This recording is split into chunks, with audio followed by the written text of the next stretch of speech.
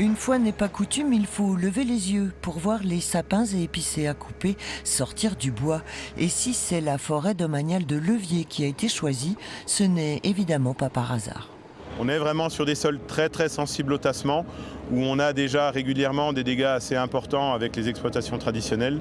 Donc l'idée c'était d'essayer de tester cette technique sur des sols où on le sait, les dégâts peuvent être assez importants.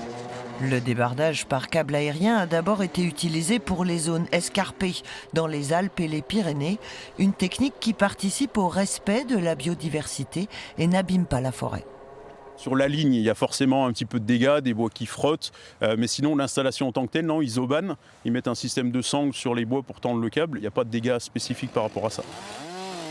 Cette technique de débardage par câble, donc, elle s'adapte à tous les milieux, ça peut être du feuillu, du résineux, c'est vraiment très polyvalent. Pour ce chantier, l'ONF du Doubs, qui ne compte plus de bûcherons dans ses effectifs, a sollicité une entreprise de Provence. Elles ne sont actuellement que 5 en France à développer cette technique de débardage, aucune en Franche-Comté. Le but, c'est pas de concurrencer les autres techniques d'exploitation forestière qui, de toute façon, garderont toujours leur place. Mais l'idée, c'est bien d'augmenter un petit peu la capacité de notre boîte à outils. Donc aujourd'hui, plus on a de techniques différentes et plus on aura de solutions pour essayer de préserver les sols, mais également les peuplements.